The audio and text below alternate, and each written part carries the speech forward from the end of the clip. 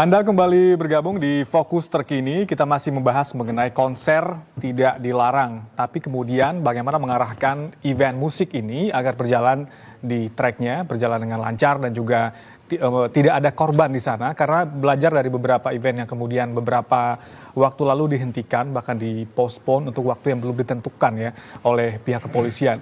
Saya kembali ke Pak Triawan. Kita keluar dari pandemi ini kan keluar dari era kegelapan lah ya dalam tanda kutip gitu ya. Konser musik ini sebuah nafas baru bagi musisi untuk bisa mengekspresikan kembali karya-karya mereka. Bagaimana mengarahkannya industri kreatif ini agar berjalan sesuai dengan aturan dan tracknya gitu. Iya, kan industri kreatif ini sebenarnya industri intellectual property. Iya. Semua kreasi harus ada intellectual property yang direspek oleh semua orang. Nah, bagaimana memonetisasi dari intellectual property itu diantaranya ya panggung, kan ya. Nah, tanpa karya yang bisa disiapkan tadi ya untuk sebuah cerita atau asal lagu dan jadi lagu, jadi konser, jadi musical, jadi film, ini kan semuanya perlu rangkaian SOP dalam setiap ininya, dalam setiap pelaksanaannya. Nah, ini yang harus justru kelemahan kita selama ini kalau kita bandingin sama Korea misalnya adalah di pelaksanaan ini gitu ya. Tidak pernah terjadinya ekosistem yang harusnya kita sudah punya sejak lama, termasuk dalam IP tadi.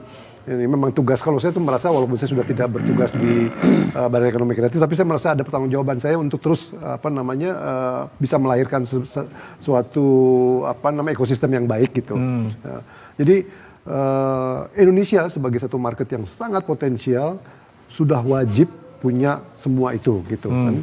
Tapi bahwa pada satu saat, satu kali, dua kali ada kejadian Korea yang maju pun ternyata ada chaos juga ya. Chaos juga itu memang di luar, padahal itu di luar ya, di jalan ya.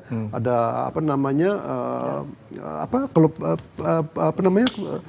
penumpukan tuh apa istilahnya, ada bahasa Inggrisnya. Tapi nah, dengan kejadian-kejadian itu tiba-tiba sekarang ada teori-teori di YouTube kan, bagaimana kita cara menyelamatkan diri. Betul. Itu penting sekali. Nah, akhirnya semua orang sekarang sadar bahwa kita mesti tahu juga itu gitu. Orang tua yang anak-anaknya ingin pergi konser pasti ngasih tahu, kamu nanti kalau ada apa-apa miring, melungkup supaya kamu terlindungi seperti hal-hal seperti itu gitu kan. Nah, ini semuanya ada pelajarannya, semuanya ada manfaat yang kita bisa tarik dari kejadian-kejadian ini. Mudah-mudahan semua akan menjadi lebih baik ya ke depannya ya, agar kita bisa menikmati karya-karya ciptaan orang Indonesia yang sangat kaya, dari budaya yang kaya, yang sangat beragam, ini bisa dipersembahkan dalam satu sistem yang baik gitu. Orang rela kok membayar tiket mahal untuk artis Indonesia. Betul. Ya. Dulu kan kita kaget dengan tiket 10 juta untuk artis asing. Ya. Tapi sekarang walaupun belum segitu juga ya, tapi sekarang orang ya sudah ada 25 juta sehari ini saya. Tuh. Iya kan? Nah, kembali masalah tadi, mau untung-untung saja. Enggak, saya yakin bahwa semua orang dalam melaksanakan bisnis itu harus untung. Kalau nggak untung bagaimana dia bisa memperbaiki diri, bisa mengadakan konser lagi kan? Ini harus untung, tapi dengan kewajaran gitu. Itu aja. Saya kembali ke Mas Dino, kan kita melihat saat ini banyak miss atau kelemahan-kelemahan yang masih terdapat di sana sini ya dari sisi penyelenggara ya. Sebelum ke sana saya ingin tahu dulu untuk beberapa orang yang saat ini sudah terperiksa statusnya untuk kasus-kasus yang kemarin kita lihat bersama, apakah juga ada intervensi atau pendampingan dari asosiasi terhadap penyelenggara event tersebut atau seperti apa keterlibatannya? Sebelumnya saya pengen koreksi dulu sih Mas. Jadi kayaknya kalau bicara nggak banyak sih Mas. Kasusnya juga kemarin aja. Ya kan? Karena sampai sebelum kemarin saya anggap industri ini growth, saya berkembang.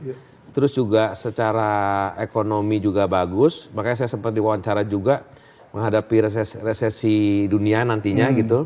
Saya yakin industri kami malah paling survive karena perputarannya di situ, apalagi kita konsep festival yang saat ini berjalan adalah bukan globalisasi tapi gelokalisasi. Sangat kuat di lokal gitu. Jadi karena pasar kita besar ya. Iya, perputaran uangnya di situ aja tuh, dari promotor ke artis, F&B ke semuanya uangnya berputar di situ aja ya kan. Dan bedanya sama negara tetangga, mereka importir kan, datengin artis luar baru semua tourism datang. Soalnya kalau kita di Cimahi aja kemarin 70.000. Semua orang datang ke sini Cimahi, itu level Cimahi ya. Iya. Gitu bisa dibayangkan kalau itu bisa rata, saya yakin resesi sih kita bakal survive di industri kami ya gitu ya. Karena kita bisa menghidupkan banyak pihak, bisa menyerap banyak tenaga kerja gitu. Jadi kalau bicara tadi banyak, saya rasa nggak banyak. Malah kita lagi tumbuh-tumbuhnya. Tapi karena kelalaian pihak, akhirnya tergoreng lah. Ya emang eranya era gorengan kan. Era gorengan ya. Jadi ya udah pasti diangetin lagi. Udah tuh. Kalau begitu dari kasus-kasus kecil yang kemarin terjadi, ada 1-2 kasus yang terjadi, apa yang kemudian perlu diperbaiki dari kelemahan tersebut? Ya tadi kayak Mas Triawan bilang, itu juga jadi pelajaran juga sih. Karena bisa jadi terjadi ke saya juga, ke promotor besar juga, karena mungkin berpikirannya pasti aman, ternyata ada kelalaian yang nggak dipikirkan gitu kan. Salah satunya masalah asuransi. Insurance itu sangat penting. Itu tidak pernah dipikir, jarang lah gitu. Tapi saya sendiri pernah merasakan 2017, 3 jam sebelum saya announce, saya sebutnya artisnya Justin Bieber, saya dapat email cancel. Padahal itu hitungannya sebelum saya announce pun secara bisnis udah oke gitu kan.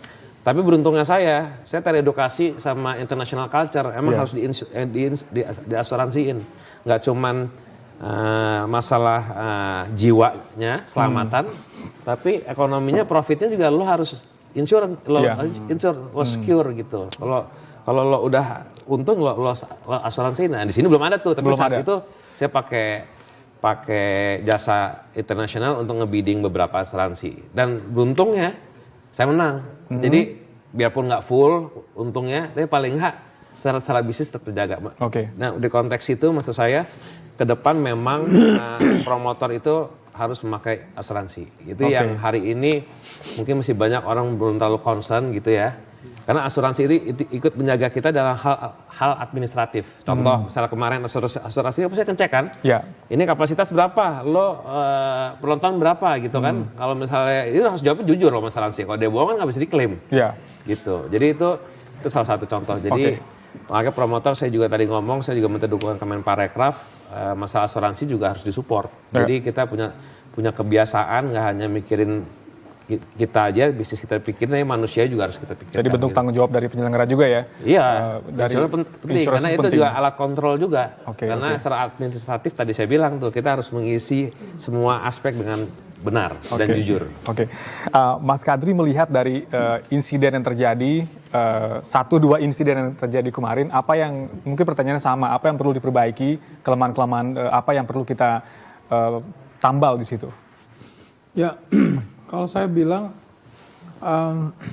saya tidak menginginkan misalnya di dalam satu kreativitas di panggung itu, jangan sampai misalnya kayak acara lempar bola tuh apa segala macam itu menurut saya satu hal yang mungkin biasa aja, normal. Jadi cuma bagaimana caranya itu tetap jangan kemudian dipasung kreativitas di panggung, jangan dipasung, tapi memang mesti ada kontrol terhadap kapasitas seperti yang tadi ya. Ada kontrol terhadap atau ada mereka harus establish security system dan kemudian safety kalau SOP ya untuk kalau terjadi kejadian-kejadian yang tidak diharapkan gitu. Nah, semua harus ditata secara profesional dan kemudian juga dalam pemberian perizinan tidak bermaksud untuk membuat itu menjadi lebih ketat atau bagaimana, tapi rasanya perlu untuk komunikasi supaya nanti akhirnya pemberi izin juga bertanggung jawab sebenarnya terhadap apa yang terjadi ya. Tapi tidak boleh overkill dalam konteks ini karena emang seperti tadi karena kita tidak menginginkan ini malah menjadi kontraproduktif ya. Dan kemudian semua yang terlibat juga harus sama-sama menjaga mawas diri karena kita mesti belain industrinya nih, jangan sampai industri yang sudah sedang tumbuh ini menjadi slow down lagi gitu. Kalau dari perizinan yang selama ini sudah ada, apakah cukup berpihak ke musisi atau mungkin ke promotor justru? Mungkin yang sering berurusan dengan perizinan bisa lebih cerita ya. Tapi memang selama ini masalahnya adalah untuk IO, promotor itu perizinan ada izin impresaria, tapi itu untuk khusus sekali untuk tender-tender pemerintah ya. Ya pada dasarnya IO itu tidak mempunyai izin khusus IO, ya. Sehingga karena memang diharapkan itu tumbuh, ya. kalau misalnya semua harus dilakukan licensing, itu akibatnya hanya limited gitu. Ini kita pengen sebenarnya supaya ekosistem tumbuh, orang semua bisa lakukan, tapi harus ada SOP-SOP-nya yang diadapt sama-sama. Sehingga itu perlulah memang fungsi daripada asosiasi untuk melakukan pembelajaran kepada anggotanya.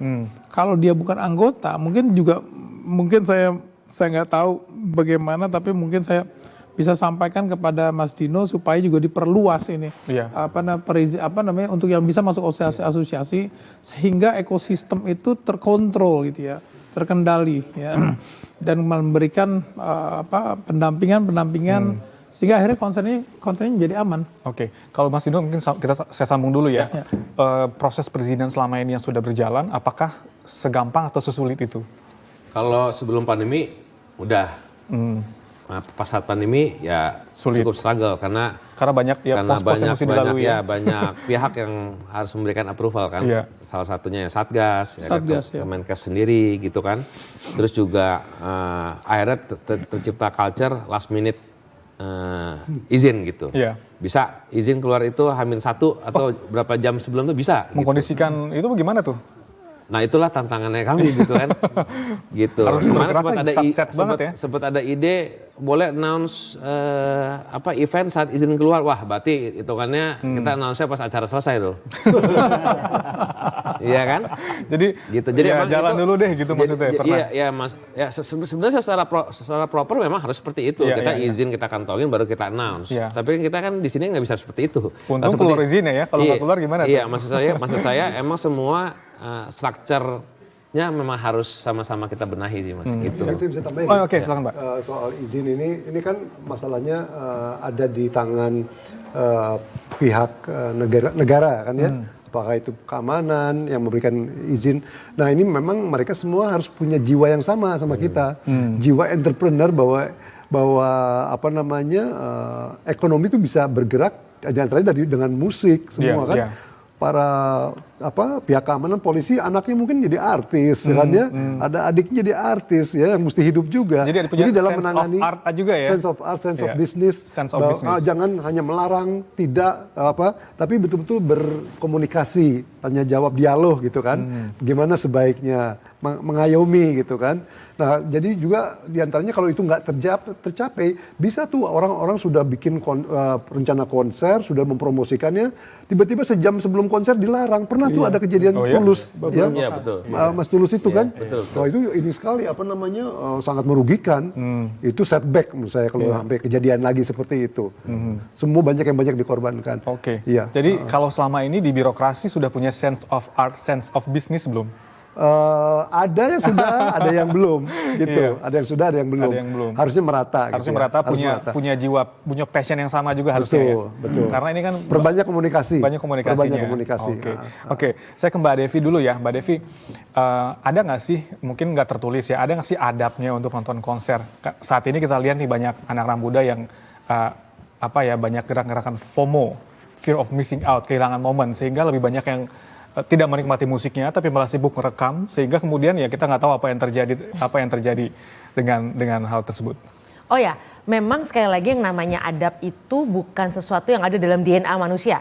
Itu adalah creationnya dari manusia yang ingin beradab, makanya ada muncul peradaban. Itu memang harus diajarin gitu ya. Jadi artinya memang pola-pola ini bagaimana berkerumun dan sebagainya itu sesuatu yang memang harus disosialisasikan. Betul. Nah sekarang sebenarnya enaknya nggak harus nunggu ada konsernya, itu semua dengan mudah disosialisasikan. Gitu. Apalagi nih mumpung momentumnya lagi hangat dan semua orang juga tadi lagi pengen keluar, ini pas nih sebenarnya. Jadi artinya teman-teman artis gitu yang udah otomatis jamaahnya banyak, jadi sekali mereka ngomong ini langsung didengar, itu bagus sebenarnya. Jadi saling manfaatin momentum itu. Karena biasanya penggemar itu ngikut pada idolanya ya.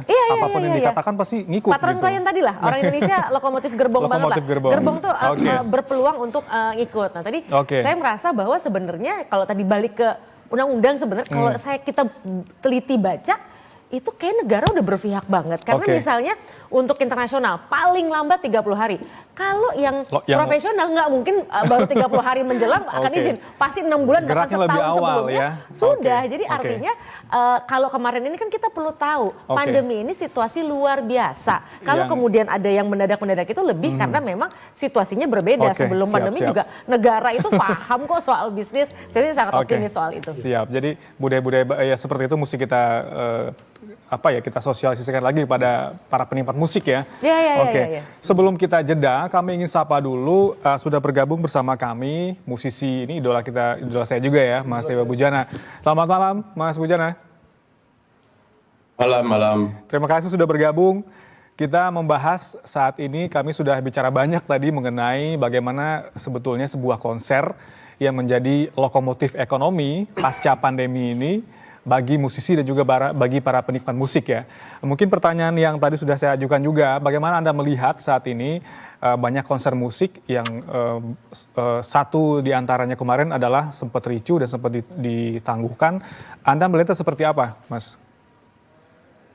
Ya, pastinya kalau saya sebagai musisi dan juga mungkin teman-teman yang ikut ada Mas Kadri, Kang Triawan, ada Mas Dino juga yang banyak sekali membuat acara ya, pasti dengan adanya beberapa bulan terakhir ini jadwal sangat bagus dan tentunya dari situasi ini kan efeknya bagus untuk semua juga, bukan buat musisinya ya, dari promotor, dari juga tentunya itu lingkupnya besar sekali ya, merchandise macam-macam deh ya, sampai penonton pun akhirnya sampai membludak seperti itu. Tapi kalau kejadian kemarin kayaknya mulainya dari kasus yang di GBK ya, di GBK atau di mana tempatnya, di Senayan ya, di Senayan. Yang berdendang itu semuanya efek dan